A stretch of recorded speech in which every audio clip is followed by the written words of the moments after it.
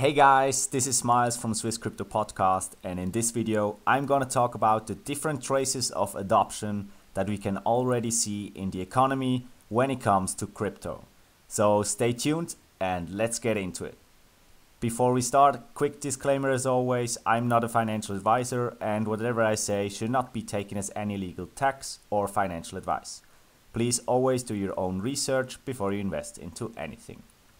So as I mentioned before, I want to show you guys 5 examples of the first traces of adoption when it comes to crypto entering our economy. And I searched for 5 very important examples that have recently been taken place, and I want to introduce you to them and show you a bit of information about them. So the first one is Bakkt. I've already talked about Bakkt. For the guys that don't know what Bakkt is basically a cryptocurrency exchange meant for institutional investors. So for the guys with a lot of money, simple as that. And visit their site on bakkt.com, bakk.com, if you're interested in it. On their site, they're saying, backed by intercontinental exchanges, proven financial market infrastructure and technology, Bakkt's secure global platform will connect investors, merchants and consumers, making it easier, faster and more cost-effective to access, trade and use digital assets. Bakkt's open source neutral platform will be designed to meet applicable regulatory requirements and to support innovation around digital assets and blockchain applications. So as I told you already in a video that I made, I believe last week or 2 weeks ago, this is a very important step for the crypto space, as Bakkt is actually working together with authorities and meets all the regulatory requirements that it has. So all the rich guys, they can just come into the crypto space without fearing that they do anything illegal. And Bakkt is expected to launch on 12th of December this year, 2018. And I also have a post by Kelly Loeffler, who is the CEO of Bakkt, and she described it as follows. As interest in the global cryptocurrency market grows, demand for security and efficiency is intensifying. Today, I'm delighted to introduce Bakkt, a company that will enable consumers and institutions to buy, sell, store and spend digital assets on a seamless global network. Formed by the Intercontinental Exchange, that is the ICE, an operator of global exchanges, clearing houses, data and listing services, Bakkt will work with companies that include BCG, Starbucks, Microsoft and others to create an open ecosystem that supports growing needs in the 270 billion digital asset marketplace. Bakkt is expected to include federally regulated markets and warehousing, along with merchant and consumer applications. Initially, we'll focus on the trading and conversion of Bitcoin versus fiat currencies, given Bitcoin is currently the most liquid digital currency. As you can hear, this is written by the CEO of Bakkt, very important statement. They also feel the need to bring this to the rich people. They see that this crypto space is no longer just a space for, let's say, nerds and the computer guys, you know. They see that there is a space that they also can make money out of, and they see a lot of potential in it. That's why they will launch Bakkt in this December, 12th of December 2018, and this will be a very important and interesting date. I'm looking very forward to this. We will see what happens then. Next one is Fidelity. Fidelity is the 5th largest asset manager worldwide, and they manage about $2.5 trillion in assets. So a lot of money, right? For those who are interested, link is in the description down below. And Fidelity also did make a very interesting statement where they write, "This is a recognition that there is institutional demand for these assets as a class," says Tom Jessop, founding head of Fidelity Digital Assets. Family offices, hedge funds, other sophisticated investors are starting to think seriously about this space.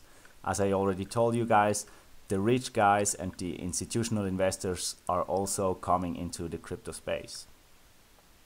Announced at an event in Bloomberg's New York City headquarters, Fidelity Digital Assets will offer three main services. The most elaborate of these appears to be custody services for Bitcoin, Ethereum, and other digital assets. In particular, the service is being designed to give institutional investors a compliant way to secure their assets by holding them in a physical vault. So you can see even this asset manager, which manages about $2.5 trillion in assets, is planning on getting into the crypto space with the Fidelity Digital Assets. And I think we can expect a lot of money flowing into digital assets only from Fidelity, right? And we also have the news about Bakkt that I already told you. And now we also have Fidelity coming into the cryptocurrency space, and that will be also very, very interesting. And we will see where this one is leading. Next up is IBM. I guess most of you guys know what IBM is. It's an American multinational information technology company, and they manufacture and market computer hardware, middleware, and also software, and they provide hosting and consulting services. And this company has a net worth of about $170 billion. $170 billion. Also very, very big company with a lot of money behind it. And IBM already announced a partnership, if you can say so, with Stellar XLM.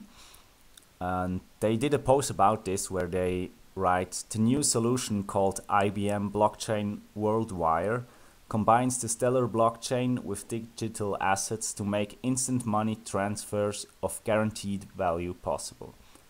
In July, CCN reported that IBM backed a dollar-pegged stablecoin issued by Stronghold on the Stellar network.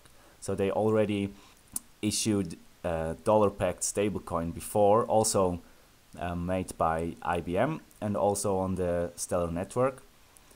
In the same month, IBM announced that it was involved in an environmentally friendly crypto project also built on Stellar. The new Stellar-based platform describes itself as a financial rail that can simultaneously clear and settle cross-border payments in near real time. According to IBM, WorldWire integrates readily with an existing payment system, and it supports payments of any size to any destination in any asset type within a high security environment.